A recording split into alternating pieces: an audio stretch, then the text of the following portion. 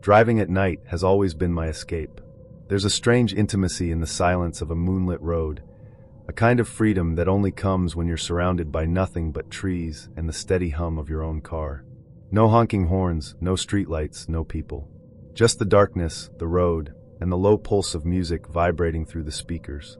6 years ago, I finally gave in to a long-held urge, driving the full length of the Laurel Ridge Parkway, a 469-mile stretch that winds through the heart of the Appalachian Mountains, connecting the fictional towns of Shadewood and Smokemont. I'd dreamed of that route for years, studying maps, watching drone footage, reading obscure travel blogs. I imagined myself gliding through foggy curves, breathing in crisp forest air, and sleeping under starlit skies. When I finally managed to get 8 days off work, I didn't hesitate. I packed up my Subaru, loaded my dog Jasper into the back seat, and left before sunrise. I didn't tell many people, not because I wanted to keep it secret, but because I needed this trip to be mine, unshared, unfiltered. The first day was everything I wanted it to be. The road twisted beneath golden canopies, and the valleys were soaked in a mist that made everything feel like a forgotten dream. Jasper dozed in the back, his soft snoring keeping me company. I kept the windows cracked just enough to let in the scent of pine and wet earth. Some parts of the drive were rough, potholes, narrow lanes, and sharp turns that demanded caution. But I welcomed it. There's something sensual about the way a car wraps around a bend, the way you have to focus entirely on the moment. It's a kind of dance, intimate and consuming. By the time the sun dipped below the ridge, the road was empty. I hadn't seen another car in over an hour. That's when the fatigue crept in. My hands ached from gripping the wheel, and my eyes were beginning to blur. I pulled over at a scenic overlook, killed the engine, and stepped out into the cool night. Jasper sat up instantly, alert. I poured myself coffee from a thermos, took a sip, and inhaled deeply. But Jasper didn't move. He wasn't whining, barking, or pacing, just sitting perfectly still, his gaze locked on the woods. I followed his line of sight, but the trees were pitch black. Still, something about his posture made my skin prickle. Jasper was no coward. He'd been through storms, fireworks, even a minor car crash, without ever flinching like this. "Easy boy," I whispered, but my own voice sounded thin, uncertain. I got back in the car and started the engine. Jasper didn't lie down. He kept staring out the window, his body tense. I tried to shake it off, told myself maybe it was a deer or a bobcat, but deep down I knew better. There was a thickness in the air, a weight pressing down on my chest like an invisible hand. Still, I needed a break. I drove for another 20 minutes before pulling off at a trailhead parking area. This time, I didn't hesitate. I opened the door to let Jasper stretch his legs. The instant the door cracked, Jasper bolted. "Jasper!" I yelled, heart seizing. He vanished into the trees like he'd been pulled. No hesitation, no barking, just gone. I ran after him, ignoring the branches that slapped my face and the thorns clawing at my jeans. The deeper I went, the quieter everything became. Even the wind seemed to die. Then I heard it, a soft yelp. Not a bark. A cry. I ran faster. When I found him, he was lying on his side, panting hard. His eyes were wild. I knelt down, running my hands over his fur, whispering his name. That's when I saw it, a wound on his shoulder, raw and bleeding. A chunk of flesh missing. My stomach turned. Then I heard footsteps. Not animals. Not twigs snapping under deer hooves. These were deliberate, human. Slow. I picked Jasper up. He's heavy, but fear gave me strength and ran. I didn't look back. I didn't want to see what was there. When I reached the car, the driver's door still hung open. I jumped in, slammed it shut, and floored it. My hands were shaking on the wheel. I glanced in the rearview mirror. That's when I saw them. 4 figures standing just beyond the tree line. Men. Bare-chested despite the cold. Watching. Unmoving. I drove until my gas gauge blinked red. Finally found a town, a vet. The clinic was closed, but there was an emergency number. A kind older man arrived and examined Jasper carefully. I told him what happened. I watched the color drain from his face. He said Jasper wasn't the first. 3 other dogs had come in like this since January, all with similar wounds. Then he looked at me and said, "These are human bite marks." I didn't believe him at first, but he showed me the shape, the teeth impressions.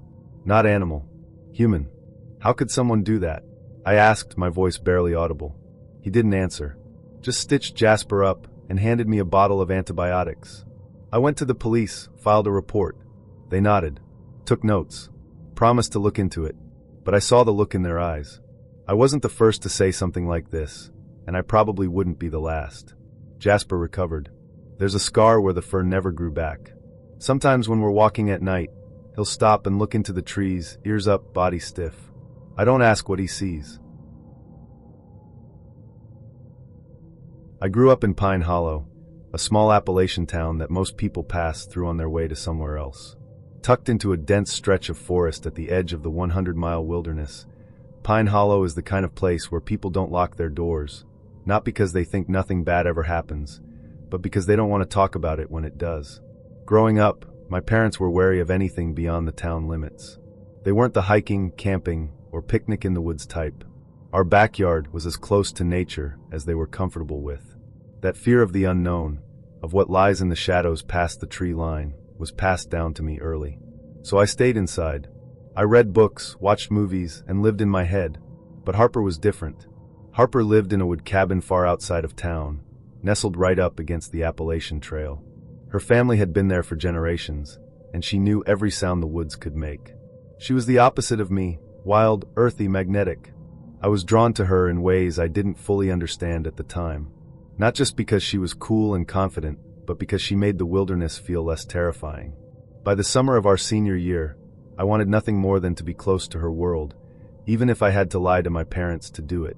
It was July 2002 when Harper invited a few of us over for a weekend sleepover.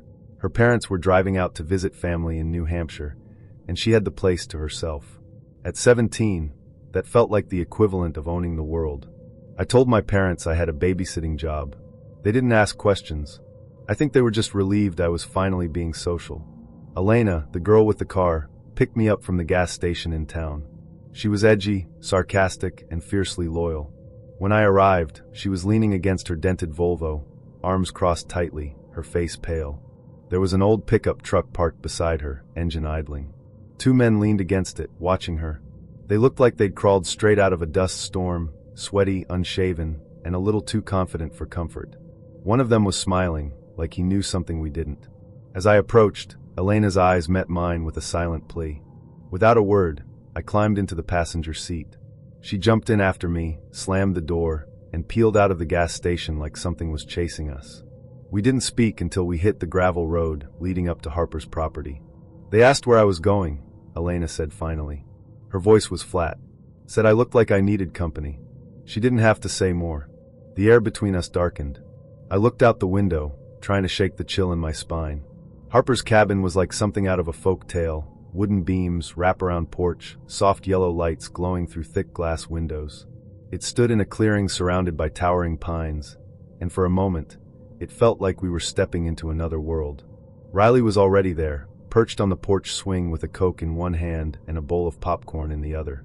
The inside of the cabin was even better, cozy, warm, walls lined with old books and paintings of forest scenes. Harper greeted us barefoot, wearing a threadbare t-shirt and flannel shorts, her hair a wild mess of curls. She looked like she belonged to the woods. We settled in quickly. We played cards, watched VHS tapes, and gossiped about people from school. It felt safe, familiar, but there was something in the back of my mind I couldn't shake. Those men at the gas station, the way they looked at Elena. I kept telling myself we were miles away from town, deep in the woods. They couldn't possibly have followed us, right? Around 10, Riley went to use the bathroom. When she came back, her face was pale. "Someone's outside," she said. We all froze. I saw them through the window. Someone was staring in. Harper laughed nervously, convinced it was a prank. But Riley wasn't joking. Her voice trembled. Elena and I exchanged a glance, our earlier unease bubbling back to the surface. I told them about the men at the gas station. Harper's face changed. Elena pulled out her phone and called the local sheriff's office. She wasn't taking chances. "We're not going to be the girls who die because they didn't call for help," she muttered. The dispatcher took our address and said someone would be sent out, but we were far from town. It could be 30 to 45 minutes. 5 minutes later, the power went out. It wasn't subtle, just a sudden, absolute blackness. The kind that swallows everything. Then came the sound of shattering glass. We screamed. Harper ran to the kitchen to grab her dad's flashlight. We shut all the blinds, but we knew it was too late. They'd seen us. They knew where we were. We huddled in the living room, trying to stay calm, but then we heard footsteps on the porch. Slow, deliberate, a creak, a voice. "Where are you girls?" It was the same voice from the gas station. I felt my throat tighten. Harper grabbed our arms, whispering, "Follow me." She led us to the basement. Her dad had a wine cellar down there, reinforced with a solid steel door. We all piled inside, shaking as she turned the latch. The footsteps came down the stairs. We heard them moving through the basement, knocking things over, laughing, whispering. Then they reached the wine cellar door. One of them touched it. We heard his palm slide over the wood, slow and deliberate. Riley sobbed. The man chuckled. "You can't stay in there forever." They started banging on the door. Hard. Over and over. Each hit sent echoes through the room. Harper whispered for us to stay quiet. The walls felt like they were closing in. I could hear the others breathing, short and ragged. The air was thick with fear. Then in the distance, sirens. The pounding stopped. Footsteps retreated. Something crashed upstairs. Then silence. We waited for what felt like hours before unlocking the door. The cabin was torn apart. Furniture overturned, drawers pulled out, glass shattered. The front door was wide open. The police arrived minutes later and took our statements. But there was little they could do. No fingerprints. No clear tracks. No footage. Harper's parents returned that night. They were shaken but grateful we were alive. Harper didn't stay in the cabin long after that. She moved in with her aunt in Vermont by the end of the month. The police never found the men. But I remember, as they were leaving, one of them shouted into the darkness, "I'll find you one by one." I've lived my entire life just outside Black Ridge, Georgia, a quiet town nestled against the lower reaches of the Appalachian Mountains.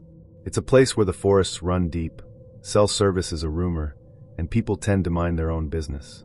Growing up here, you learn early to respect the woods. Not just the terrain, but the space itself, how it shifts when you're not looking, how it swallows sound. My grandfather used to say the trees had their own memory. He'd tell us not to wander too far, not because he feared animals or injury, but because some places aren't meant to be found twice. I used to think that was just old man poetry. I don't anymore. Over the years, I began to notice a pattern.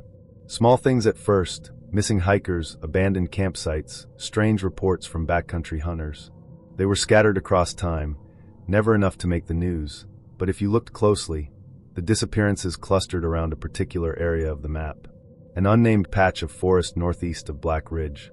No trails, no ranger stations, just trees and silence, and a growing number of people who never came back. The authorities didn't make much of it. "People get lost," they'd say. "The mountains are dangerous." But it wasn't just getting lost. It was something else. Something no one wanted to admit out loud. I started collecting stories. Reports from hikers who felt watched. Notes from forums. Local legends. I even found a hand-drawn map in an old ranger's journal. X's marking places where search teams had come up empty. Eventually, obsession turned into action. I convinced 4 of my closest friends, Wes, Mark, Jonas, and Ty, to come with me. We weren't amateurs. All of us had grown up in these mountains. We knew how to read topography, how to navigate without GPS, how to handle ourselves in the wild. We packed carefully: food, water, flashlights, knives, a pair of pistols, and a satellite phone with a backup radio. We told ourselves we were just going to investigate. Maybe take some photos. Try to figure out why this one stretch of forest seemed to be swallowing people whole. It started like any other hike, banter, trail mix, the crunch of boots on packed earth. The deeper we went, the quieter it became. By the 3rd hour, the mood had shifted. No one said it out loud, but something was different. The air felt too still. The birds had stopped. Even the wind seemed hesitant. That's when we found the cabin. It wasn't old.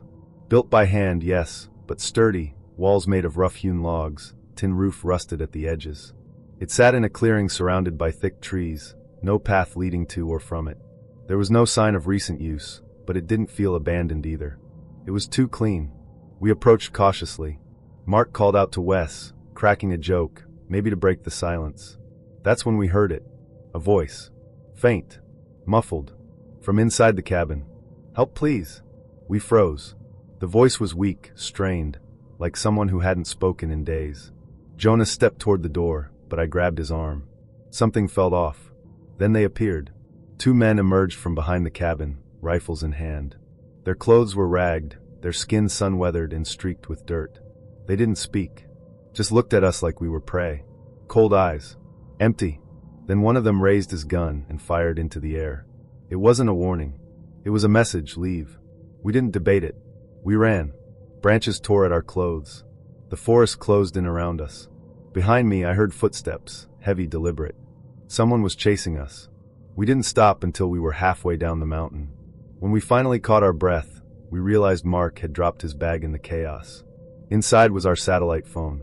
That left us with one option: keep moving until we found a signal or hit the edge of town. The forest seemed to shift around us. Trails we'd passed earlier were gone. Familiar landmarks had vanished. I kept looking over my shoulder, certain someone was still behind us, but saw nothing. That night, we camped in silence. No fire, no talking, just the sound of our own breathing. Around 2 a.m., I woke to whispering. I sat up slowly. Jonas was lying still, eyes open. He heard it too. The whispers were coming from the trees. Not in English. Not any language I recognized. Just low, rhythmic sounds like a chant. Then it stopped. Morning came like a mercy. We packed quickly and moved fast. Near noon, we stumbled onto a creek, the same one we'd passed the day before, only now it was running in the opposite direction. We were going in circles. That's when Ty broke. He dropped his pack and started shouting, wild, angry, panicked. Said he saw someone following us. Said he'd seen them 3 times since we left the cabin. We tried to calm him down, but he wouldn't stop pacing. Eventually, he stormed off, said he'd rather die moving than sit around waiting. We never saw him again. We searched for hours, called his name until our voices cracked. But the forest swallowed everything. By sunset, we were 3. By sunset, we were 3. Mark was the one who kept it together, at least on the outside. He kept checking our compass, insisting we were still heading west. Wes, on the other hand, had started muttering to himself. Not nonsense, just questions repeated over and over. Why didn't we go back? Why didn't we help her? I didn't know who her was. That night, we didn't bother setting up camp. We sat with our backs against a rock ledge, flashlights off, listening to the woods breathe. I kept my knife in hand. Jonas held one of the pistols, eyes darting toward every noise. He hadn't spoken in hours. Sometime past midnight, Wes stood up. I have to go, he whispered. Go where? I asked. He didn't answer. He walked into the woods, flashlight swinging weakly in his hand. I called after him, told him to wait. He didn't turn around. Jonas and I followed. We couldn't let him wander off alone. But within 20 steps, we lost the light. It vanished, swallowed by trees. The silence came next. Not just quiet, total absence. We called his name, over and over. Nothing. Then from somewhere ahead, we heard it. A scream. It wasn't long. Just one, sharp and final. Jonas grabbed my arm. We're leaving, he said. Now. We ran. No compass, no direction. Just forward. When dawn broke, I realized we hadn't traveled far. We were still deep in the hollow. But now something had changed. There were markings on the trees, carvings. Not words, but symbols. Circles, slashes, spirals. Jonas recognized one of them. He said it was similar to a symbol he'd seen in an old Appalachian folk book. Boundary markers, he said. Old ones. Warnings. We kept moving. By late afternoon, we found the cabin again. Only this time it looked different. The door was gone. The windows were broken. And inside it was dark. Not just unlit, dark, like something had swallowed the light whole. Jonas wanted to go in. If someone's inside, he said, they could know the way out. I didn't argue. Not because I agreed, but because I didn't want to be alone. Inside, the air was thick. The floor creaked under our boots. The interior was simple, table, bed, wood stove, but everything was wrong. The walls were lined with photos. Old, yellowed, curled at the edges. Dozens of them. All of people standing in the woods. Some smiling. Some not. None of them recent. One of the photos had a date. August 3rd, 1986. I looked closer. The trees in the background were the same ones outside the cabin. Identical. Jonas moved toward a door in the back. It was half open. He stepped inside. I heard him gasp. When I followed, I saw it too. Chains. Dozens of them. Bolted to the walls and floor. The room reeked of sweat and something else, metallic, sour. There was a mattress in the corner. Bloodstained. I turned to Jonas, but he was already backing away. We need to go, he said. Now. We burst out of the cabin, back into the dimming forest.